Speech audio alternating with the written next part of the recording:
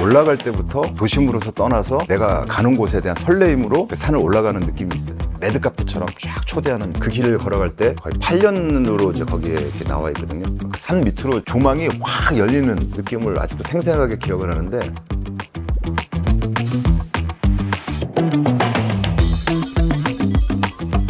안녕하세요. HS 플랜 건축사 사무소 대표 김경훈 건축사입니다. 오늘은 세계적인 건축가이신 안도 다다오 이분의 건축물을 소개해 드릴까 합니다. 원주에 있는 뮤지엄 산입니다.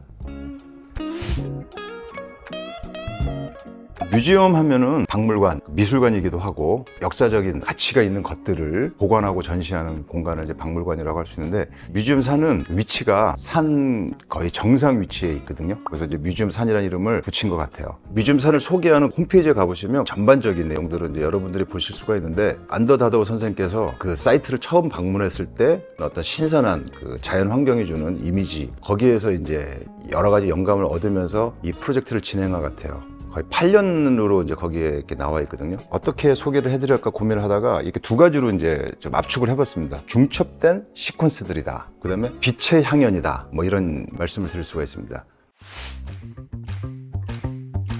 전체적으로 시퀀스로서 이루어진 건물들이 있어요. 그게 이제 대표적으로 오늘 말씀드린 뮤지엄, 미술관. 저는 사실 거기 갈 때마다 느끼는 게, 구부러진 길들을 올라갈 때부터 도심으로서 떠나서 내가 가는 곳에 대한 설레임으로 그 산을 올라가는 느낌이 있어요. 아주 잔잔한 시작 부분이 아닌가 싶은 생각을 하고, 주차장에 딱 도착하면서부터 단절이 시작이 됩니다. 단절이 시작되면서 뮤지엄 산에 몰입할 수 있는 환경으로 여러분들이 초대받고 있다는 느낌이 드실 거예요. 거기에 보면 이제 소통을 위한 단절, 디스커넥트 투 커넥트, 이런 역설적인 표현들은 뭐 항상 많은 생각을 하게 하죠. 주차장서부터 시퀀스가 이제 시작된다고 볼 수 있거든요. 원 시퀀스죠. 주변과 수평적으로는 딱 닫힌 공간을 만나게 될 겁니다.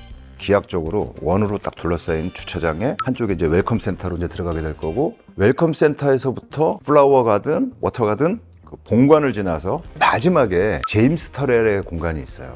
시퀀스라는 그 단어가 좀 어렵게 들릴 수도 있죠. 근데 이제 쉽게 얘기하면은 흐름, 단계적 진행, 이렇게 이해하시면 될 것 같아요. 보통 이제 우리가 영화나 소설, 드라마 이런 데 보면 스토리가 이렇게 진행이 되잖아요. 기본적인 골격은 우리가 이제 학교 때 배웠듯이 기승전결, 천천히 흘러가다가 클라이막스로 간 다음에 결로 가는 그런 이제 진행인데, 그럼 건축적 공간에서 기승전결 뭐 이런 것들이 있느냐? 사실은 굉장히 많습니다. 예를 들면 처음 방문하는 식당, 좀 넓은 공간 이런 데 갔을 때 여러분들 들어갈 때 주차하고 마당을 지나서 현관으로 들어서고, 예를 들면 여러분들 레스토랑에 앉아 있다가 일어나서 이제 화장실을 가고 싶다 그러면 공간을 이렇게 둘러보면 저쪽에 있겠군 하고 자연스럽게 흘러가는 공간이 있고, 큰 공연장이라든가 로비 공간에 들어갔을 때 2층으로 가거나 아니면 다음 단계의 공간으로 가야 해서 어떤 선택을 해야 되는 상황에서 공간적인 분위기가 자연스럽게 유도하는 것들이 있거든요. 그것도 작은 시퀀스라고 볼 수 있고, 설계자가 흐름을 의식하고서 설계를 한 공간과 의식하지 않고 기능적으로 연결해 놓은 공간과는 확연하게 차이가 납니다. 그 시퀀스에 관련돼서 우리가 익숙한 것들로 얘기를 하자면은, 근데 산을 오를 때 이제 건축적 산책이라고 하는 부분을 제가 다른 이제 영상에서도 몇 번 얘기를 했는데, 자연스러운 현상이에요. 그러니까 높은 곳으로 올라가게 되면은 시각적으로 열리는 곳이 있고 닫히는 곳이 있고, 자연스럽게 자연 환경 속에 이미 시퀀스는 있거든요. 경사지에 있는 시퀀스를 잘 반영한 건축으로서 이제 우리가 잘 알고 있는 아크로폴리스, 저 위에는 파르테논 신전을 보고서 걸어가는 과정에서 신전의 모습을 부분적으로 보이거나 안 보이는 방향으로 걷기도 하고, 올라가서 내려다봤을 때 낮은 곳으로 펼쳐지는 도시를 쭉 내려다보는 장면. 근데 이게 이제 우리나라에서는 부석사가 가장 유명하죠. 그래서 외국의 이제 건축가들이나 이 시퀀스에 관련돼서 개념을 좀 갖고 계신 분들이 와서 부석사를 방문해서 굉장히 감탄을 많이 하죠. 단계적으로 낮은 곳에서부터 점진적으로 올라가면서 계단으로 올라가서 무량 수준에 도착했을 때 극적인 경험들, 이런 것들인데, 건축 공간이 자연 환경에 잘 순응했다 이렇게 이해하시면 될 것 같아요. 뮤지엄 산은 이 전체를 한 번에 계획을 해야 되잖아요. 그게 어려운 거죠, 사실은. 또 재미난 게 뮤지엄 산은 이 시퀀스가 본관을 지나서 뒤쪽에 있는 제임스 터렐관 명성관 쪽이 수평적으로 흘러가는 과정을 약간 돌아가도록 만들어놨어요. 가리기도 하고 열어주기도 하고, 본관으로 향할 때는 좌우 대칭이 아닌 하지만 정면성이 명확한 그 워터가든 사이로 나 있는 길을 레드카펫처럼 쫙 초대하는 그 길을 걸어갈 때 사진들 많이 찍습니다. 포토존이 정말 많아요. 그러니까 설계가 굉장히 잘 되어 있고, 자연환경이 또 워낙 좋기 때문에 즐길 만한 것들이 풍성한 뮤지엄이니까 여유를 가지고 자연환경과 건축과 바깥에 설치되어 있는 조형미술 찬찬히 감상하시고, 무엇보다 중간에 쉴 때 자연환경을 이제 즐기시면 좋고요. 여러분들 안도다다오 건축을 좀 아시는 분들은 잘 아시겠지만 대부분 다 그 노출 콘크리트를 써요. 굉장히 차갑거든요. 차갑고 그래서 이제 미니멀 건축으로도 이제 분류가 되죠. 근데 제가 이제 왜 이 얘기를 말씀드리냐면 제가 지난번 영상에서 말씀드렸던 로컬리즘이라고 해서 이 돌들이 그 지역에서 나는 돌들을 갖고 만든 거예요. 뭐 지역의 어떤 특성들을 반영한 재료를 쓴 건데 이 형태 있잖아요. 요거 이렇게 기울어진 형태, 메스 전체가 다 이 기울어진 벽으로 한다는 거는 건축가가 설계할 때 특별한 선택이에요. 그러니까 자연스러운 선택이 아니라고. 여러분들 여기 있는 사진들 보시면 일본에 있는 성들의 기단 부분들, 돌로 쌓여져 있는 요 기단 부분들에서 유사성을 느끼지 않았을까. 제가 일본 여행을 갔을 때 봤던 일본의 고건축들에서 갖고 있었던 이미지가 생각이 났어요. 사실은 그거를 안도 선생께서 그 이미지들을 표현한 거 아닌가 하는 이제 생각을 해요. 안도 선생께서 갖고 있는 자연과 잘 어울리는 형태에 대한 고민에서 당신께 익숙한 이미지들이 표현되지 않았는가 하는 생각을 한 거예요. 제가 개인적으로 굉장히 좋았던 공간은 그 안에 들어가 보면은 삼각형으로 된 공간이 있어요. 그 하늘로 열려 있는 부분. 실제로 그 공간에 가서 한동안 그 공간을 느낀다는 건 굉장한 경이로움을 느끼게 합니다.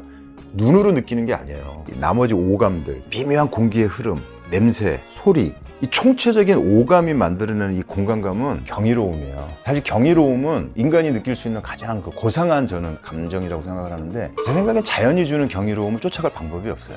대자연이 주는 경이로움. 그래서 건축 공간의 가장 경이로움은 제가 보기엔 자연이 주는 경이로움과 가장 근접할수록 굉장히 대단하지 않을까. 빛에 관련돼서는 공간에 있는 빛들과 제임스 터렐이라는 미술가가 다루는 빛, 이 부분이 살짝 대비가 되거든요. 이 대비가 되는 부분은 SF 영화 중에 블레이드 러너 2049라는 영화가 있습니다. 빛이라는 것을 생각하시면서 그 영화의 감독이 어떻게 빛에 관해서 그 영화 속에서 어떻게 다루고 있는지를 한번 다시 보셔도 재밌을 것 같고, 그 자연의 빛이 주는 고요함과 침묵, 뭐 이런 느낌들과 그 제임스 터렐이 만든 그 인공빛이 주는 그 화려함, 어둠과 빛의 대비가 인공의 빛과 자연의 빛이 대비되는 뭐 이런 것들이 이제 아마 블레이드 러너 영화에서 나오는 표현된 것들하고 뮤지엄 산에서 표현된 것들하고 연상해서 한번 보는 것도 참 굉장히 재밌지 않을까 이런 생각을 합니다. 마지막에 보면 이제 그 사진에도 있을 텐데 이렇게 스카이 스페이스라고 하는 그 공간이 있거든요. 인공빛이 만들어낼 수 있는 무한 공간에 관한 현대 미술에 아니면 현대 건축에도 굉장히 영향을 많이 주지 않았나 싶을 정도로 멋진 공간들이 있습니다. 그거는 뭐 건축 공간이 사진에 담기질 않거든요. 이 3차원적으로 느껴지는 이 공간은 진짜 건축만이 주는 경이로움이거든요.